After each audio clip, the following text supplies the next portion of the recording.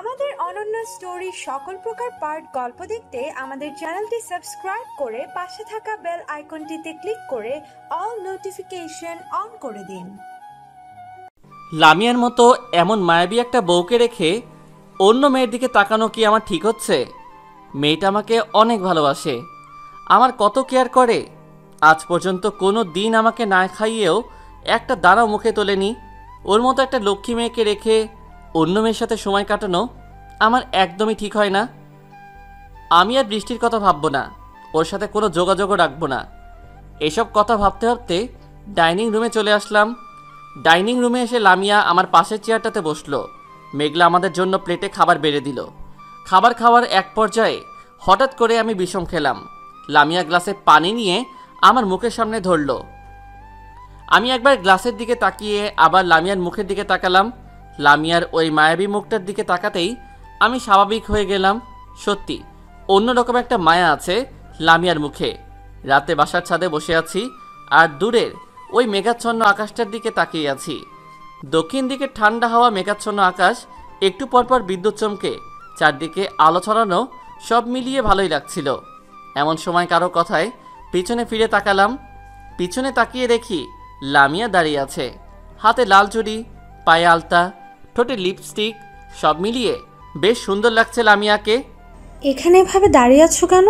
রুমে বসে ভালো লাগছিল না, তাই একটু ছাদে আসলাম। ছাদে দাঁড়িয়ে কি করছো? এই মেঘাচ্ছন্ন আকাশটাকে দেখছিলাম। রুমে চলো, আর একটু পর বৃষ্টি নেমে পড়বে। কথাটা বলার সাথে সাথে জোরে একটা বিদ্যুৎ চমকালো।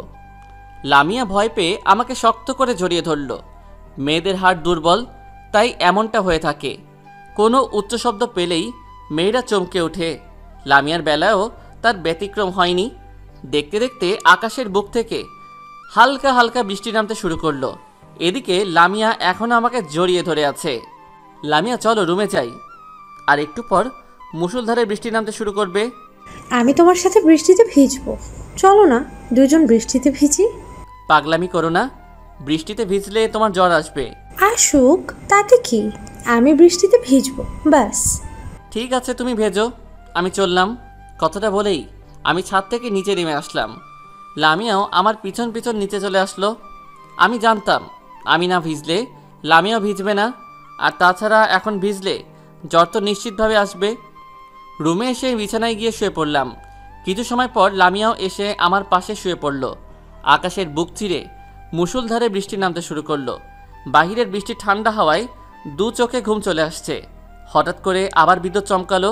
লামিয়া ওর বুকের সাথে আমার বুক লাগিয়ে আমাকে শক্ত করে জড়িয়ে ধরে ঘুমিয়ে পড়ল।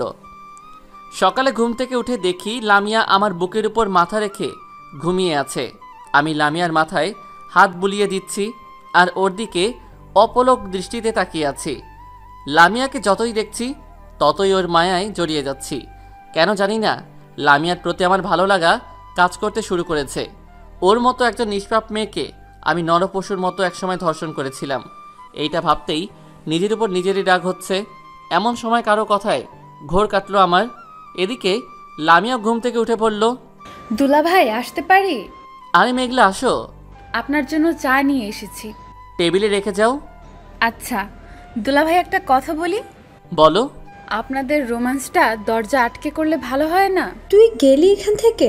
কথাটা বলতেই মেঘলা চায়ের কাপ টেবিলে রেখে মিষ্টি মিষ্টি হাসতে হাসতে দৌড়ে চলে গেল।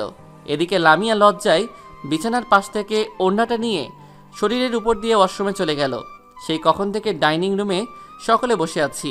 লামিয়ার বাবা, মানে আমার শ্বশুর মশাইয়ের জন্য। এদিকে আমার ক্ষুধায় পেট জ্বলে যাচ্ছে। এখন পর্যন্ত তার আসার কোনো নাম গন্ধই নেই। ওই তো উনি চলে এসেছেন।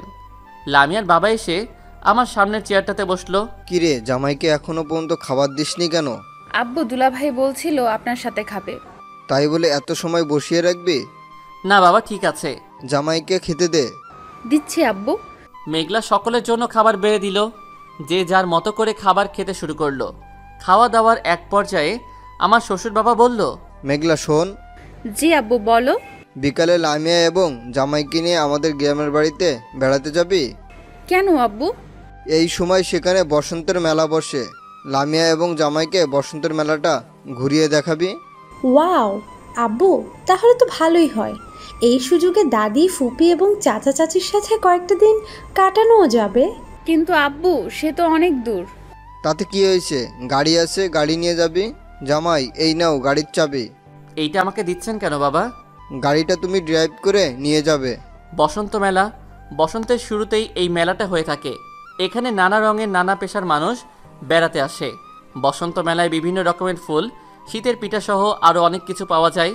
সাধারণত বসন্তের সৌন্দর্যকে সবার মাঝে ছড়িয়ে দিতে এই মেলা উদযাপিত হয়। সেই কখন থেকে গাড়ির ভিতরে বসে আছি, এখন পর্যন্ত ওদের আসার কোনো চিহ্ন মাত্র দেখছি না। মেয়ে মানুষ এইরকমই, একবার সাজতে বসলে আর উঠতেই চায় না। জানি না আর কত সময় এভাবে বসে থাকতে হবে। বেশ কিছু সময় অপেক্ষা করার পর লামিয়া এবং মেঘলা চলে আসলো। দুজনকে দেখতে যা লাগছে না, দেখে মনে হচ্ছে যেন দুটো ডানাকাটা পরি আকাশ থেকে মাটিতে নেমে এসেছে। ওদেরকে দেখে প্রশংসা না করে পারলাম না। গাড়ির কাছে এসে মেঘলা বলল, এই যে দুলা ভাই, এমন করে কি দেখছেন? তোমাকে। আমাকে আবার দেখার কি হলো? শাড়িতে তোমাকে বেশ লাগছে কিন্তু। তাই নাকি দুলা ভাই? তাই তো দেখছি। আমার দিকে চোখটা না দিয়ে আপনার বউয়ের দিকে দেন। তুমি তো আমার সেকেন্ড বউ। কি বলছেন? তাই তো। বউয়ের ছোট বোন মানে শালিকা, তো বউয়ের মতোই তো, তাই না? হয়েছে, আর মজা করতে হবে না, এবার চলো। চলো। তারপর গাড়িটা স্টার্ট করলাম। গাড়িটা নিজ গতিতে চলছে। নানা রঙের মানুষের নানা জায়গায় ছুটে চলার পথ একটাই। এখানে বিভিন্ন গাড়ি বিভিন্ন গতিতে ছুটে চলেছে। প্রায় 3 ঘন্টা অপেক্ষার পর হাইওয়ে পেরিয়ে গ্রামের লোকাল রাস্তায় ঢুকলাম। গ্রামের রাস্তায় পথ চলার মজাটাই অন্যরকম। চারিদিকে মনোমুগ্ধকর প্রাকৃতিক সৌন্দর্য। কৃষক ফসলি জমিতে ফসল ফলাচ্ছে। গাছে গাছে বসন্তের ফুল ফুটে রয়েছে। পাখিরা কিচির মিচির করে ডাকছে। সব মিলিয়ে ভালোই লাগছিল। হঠাৎ করে একটা পিচ্চি মেয়ে হাতে ফুলের ঝুড়ি নিয়ে রাস্তার একপাশে দাঁড়িয়ে গাড়িটা থামানোর জন্য হাত দিয়ে ইশারা দিল। মেয়েটার পরনে একটা লাল জামা। জামাটার বিভিন্ন জায়গায় সেলাই করা এবং অনেক ময়লা জমানো। আমি গাড়িটা দাঁড় করালাম। গাড়িটা দাঁড় করিয়ে গ্লাসটা খুলে দিতেই মেয়েটা বলল, ভাইয়া, আপুদের জন্য 2টা ফুল নেন না। আমাদের তো এখন ফুল লাগবে না। নেন না ভাইয়া, আজ একটা ফুলও বিক্রি হয়নি। ঘরে আমার অসুস্থ মা রয়েছে। ফুলগুলো বিক্রি করে মার জন্য কিছু খাবার নিয়ে যেতে হবে। তুমি খেয়েছো? না ভাইয়া, আমি খেলে মার জন্য ওষুধ নিয়ে যেতে পারবো না। বাড়িতে তোমার কে কে আছে? একমাত্র মা ছাড়া আমার আর কেউ নেই। তোমার বাবা নেই? না, আমার জন্মের 2 বছর পরই বাবা মারা গেছে। মেয়েটার কথাগুলো শুনে অজান্তেই চোখের কণা দিয়ে অশ্রু চলে আসলো। আমি মানিব্যাগ থেকে 1000 টাকার 2টা নোট বের করে মেয়েটার হাতে দিলাম। ভাইয়া, এত টাকা দিচ্ছেন কেন? আমার ফুলের দাম তো মাত্র 50 টাকা। এই টাকাগুলো দিয়ে তুমি রেস্টুরেন্টে গিয়ে কিছু খেয়ে তোমার মায়ের জন্য খাবার এবং ওষুধ নিয়ে যাবে। না ভাইয়া, এই টাকাগুলো আমি নিতে পারবো না। কেন? আমার মা বলেছে কারো কাছ থেকে যেন বিনা কাজে কোনো টাকা না নেই। বড় ভাইয়ের থেকে টাকা নিতে কোনো কাজ করার প্রয়োজন হয় না বলেই পিচ্চিটার হাতে টাকাগুলো দিয়ে চলে আসলাম। আমাদের গাড়িটা যতদূর পর্যন্ত দেখে যাচ্ছিল, পিচ্চিটা তত দূর পর্যন্ত আমার দিকে অবাক দৃষ্টিতে তাকিয়েছিল। আজকালকার দিনে কয়জনই বা ওদের মতো অসহায় মানুষদের কথা ভাবে? সবাই শুধু তাদের তুচ্ছ তাচ্ছিল্য করে। কেউ তাদের দিকে করুণার দৃষ্টিতেও তাকায় না। সবাই তাদেরকে ঘৃণার দৃষ্টিতে দেখে। আরও কিছু পথ চলার পর গাড়িটা লামিয়াদের গ্রামের বাড়িতে ঢুকালাম। বাহ, গাড়িটা বেশ সুন্দর দেখতে তো। বাড়ির চারদিকটা ঘিরে নারিকেল এবং সুপারি গাছ। গেটের সামনে বিভিন্ন রকমের ফুলের গাছ। বাড়ির পাশে বিশাল বড় একটা পুকুর। বাড়িটাকে দেখে মনে হচ্ছে প্রকৃতি যেন তার সব সৌন্দর্য এখানে উজাড় করে দিয়েছে। আরে লামিয়া, তোরা কখন আসলি? এই তো মাত্র আসলাম। আসতে কোনো অসুবিধা হয়নি তো? না চাচি আম্মা। মা, দেখেন কারা এসেছে। কি হয়েছে বৌমা?